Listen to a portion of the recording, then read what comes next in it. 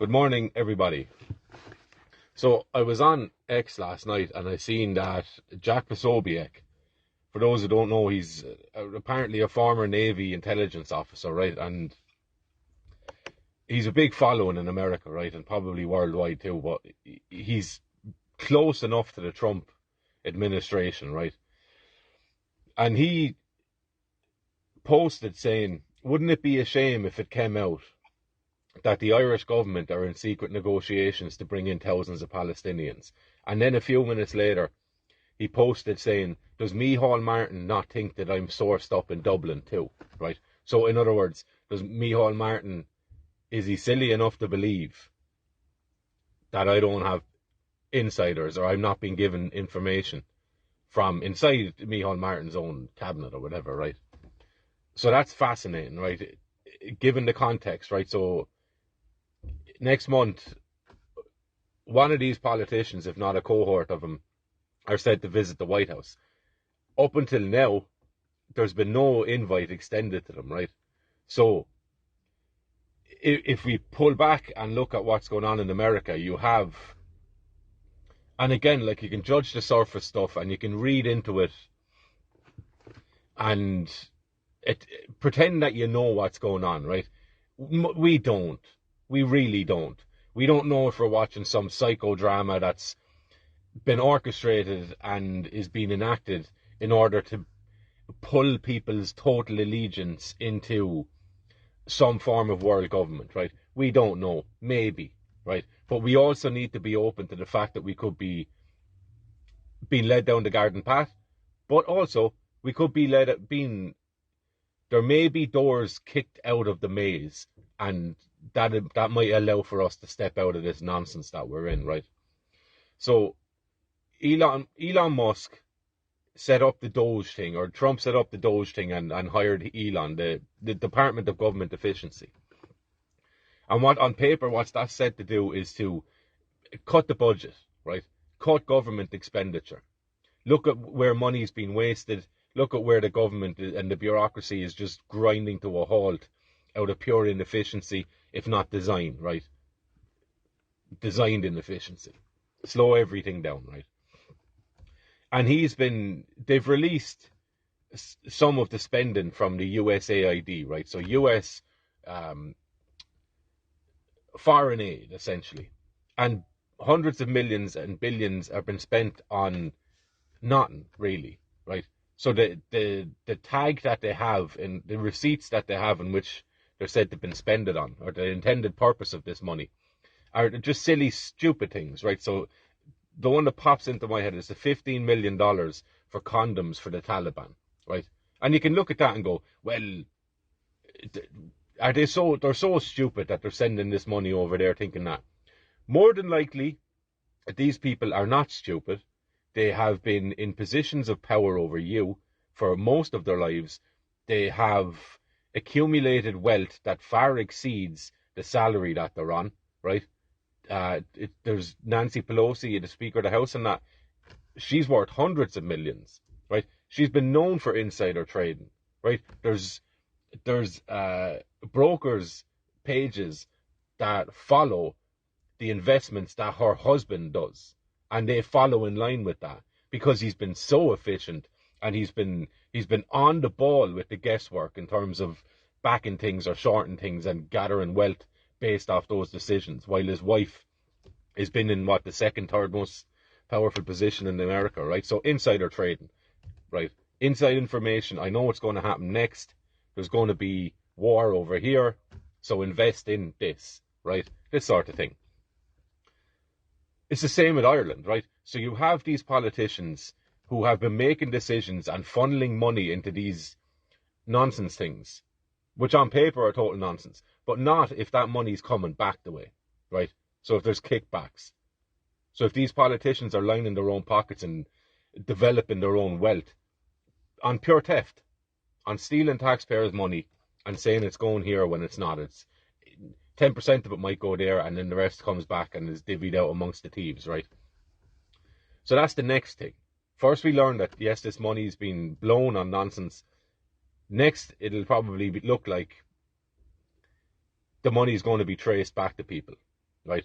And I think it's the same in Ireland, right? The Irish aid, NGOs, what is it, 6-7 billion a year they get for what, right? So I think what's going to happen in Ireland, worldwide, across the Western nations at least anyway, is you're going to see the revelation of what's been happening with that money, right? And I think you can see on paper so much of that money is earmarked for children charities, helping children, displaced children in foreign countries, essentially child trafficking, right?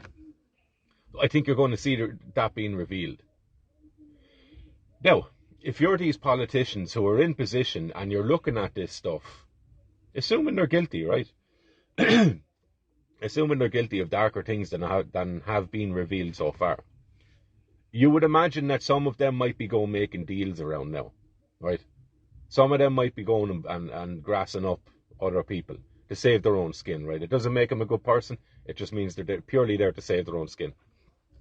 So more and more information is going to be brought out. If it's not already had, I would imagine that Donald Trump already has that information, right? He's just drip feeding it to people. And people are kind of, you can't give people everything too much, or they'll just read a little bit and then not engage with the rest. If it's just continuous drip feed, right? They've been wasting money. Oh my God, no. Not only have they been wasting money, they've been taking some of that money. Oh my God.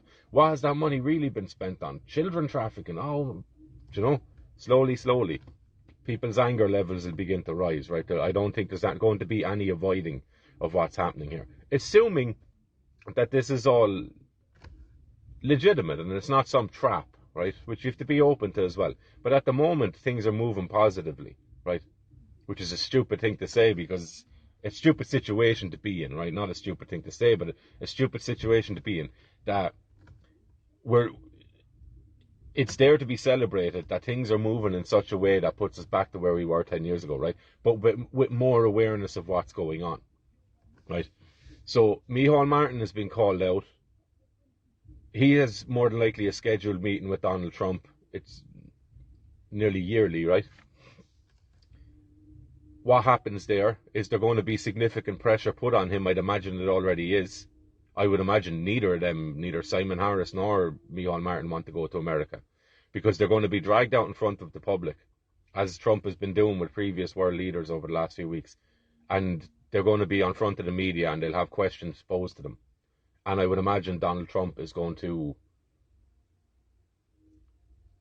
speak honestly enough, right, about what the current situation is in Ireland, right? Because I don't believe that he's unaware of it, right? And the beautiful thing about this as well is you see so many people, right? These just demoralizers, right? These agents of the Matrix, if you want to call it that, right? These Agent Smiths, right? What are you doing online talking and making videos and blah, blah, blah? You're not actually helping anything. But people are helping things because it's been Elon Musk and other significant figures, right? Jack Posobiec, for example, that have been sharing videos and sharing information that has been posted on X by Irish people, right? Regular Irish people that are gathering information, posting it online, and now this has gone up the chain and it's been spread and disseminated throughout America back to Ireland again, right? So look, these politicians in Ireland, they're not unaware of that. They understand that. I think they understand that they're in big trouble. I think that's why you've seen people like Leo Varadkar step away. That's why you've seen people like Simon Coveney step away. That's why you see so many politicians decide not to run again. I think they know the jig is up. I think that it's very reasonable to assume that Micheál Martin, Simon Harris, all of the people, because what happened in the Irish elections is people began to turn on Irish people, which is, look, whenever I see something like that, that's an intended, created, psychological operation, right? To try and get Irish people to turn on each other because we do it so quickly, right? So when you see things like that being pushed, stupid Irish people, why did you vote these fools back in? We don't have all the cards in our hand. It could be very likely that these people were made to stay in power because they're the ones that made the mess, right? They don't get to ride off into the sunset. You're staying right there, right? You're staying right there. Think of it. Why would Michael Lowry be pushed to the public forefront? You know, like that's a self-detonating choice if ever there was one, right? So why would he be promoted to the front? Right? People like that. The Healy Rays all of a sudden are in the spotlight. And we know what they've been up to, right? Allegedly, right? Making millions off of the very refugee thing that they're saying they're against, right? So they could have their heads put on the docks, right? And I think that's the situation that you're looking at now. That's why they haven't a clue what they're doing. They're in the Dáil, they're trying to slow it down, they're arguing and shouting amongst each other to try and slow it down, because I don't think they've any idea what they're supposed to do, what their next move is. I think they're done, right? And I think the job of Irish people is to continue doing what you're doing. Once information that's similar to what's going on in America starts being revealed here of the public expenditure and where your money's been going, Nick Delahunty's been doing great stuff on that, right? Breaking things down, looking at all these fronts, right, that are having tens of millions poured into them, right? Looking at these foreign business owners that are buying apartment blocks, throwing out Irish people and housing them with other people, right? All this sort of stuff. We're paying for all that. That's going to start being exposed.